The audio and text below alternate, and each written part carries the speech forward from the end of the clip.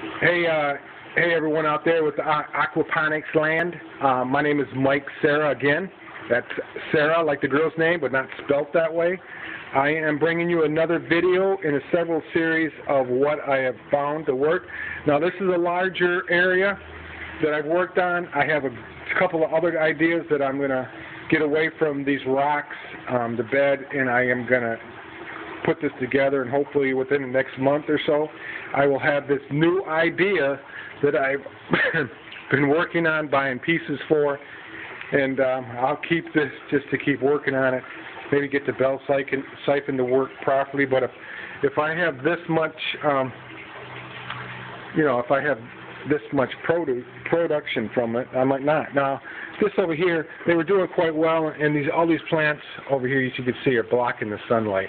And maybe I should do some artificial, maybe some LED lights over here as we get toward fall. But you can see this tomato plant is actually offshooting, and it's jumping out of the system back toward the light. So that thing is going crazy, and it's growing in water. Now this one, can you see this one here? I just picked this off. It's just a regular shoot, and I picked it off and I just threw it in this water. And I got another clone growing. So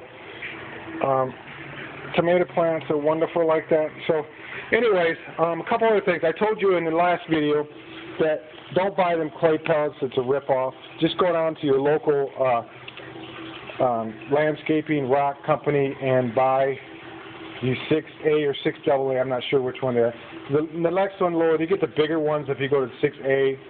And then if you go lower than 6AA, you get the pea stone, which is a lot tighter. They're smaller. Pea stone's probably in this area right here, this size here. But these ones work really well.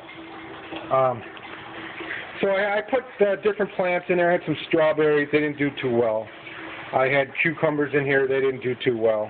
And I know that for a fact. The reason why all these plants, some of them are struggling, because they're not getting the adequate light that they need. You can see different types of plants. Now I got cauliflower right there. I got a regular jungle growing in here. Actually, these plants are just growing crazy. Now these ones in the back, you can see they're quite a bit smaller because they are not getting the sun like they deserve. And that's because I don't have a greenhouse that can get all four sides. The plants are doing well. Like I say, this one right up here in the sunlight, you can see some of the edges of the sunlight. You get sunlight all day long.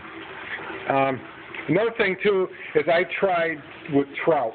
I tried trout, and up here in Michigan we had several weeks of 90+ degree weather, and I don't have a way to refrigerate the water to make it cooler, and I lost 60-some trout, which I was pretty disappointed because some of them were 13 inches.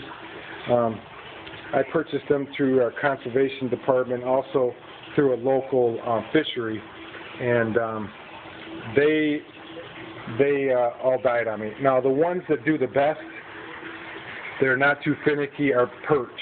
Now I have yellow perch and jumbo perch, same thing. They are extremely tolerant to the heat of the water and also the cool water. Now what I understand is 34 degrees and all the way up to probably 80-some degrees that they can handle it. So they do real well.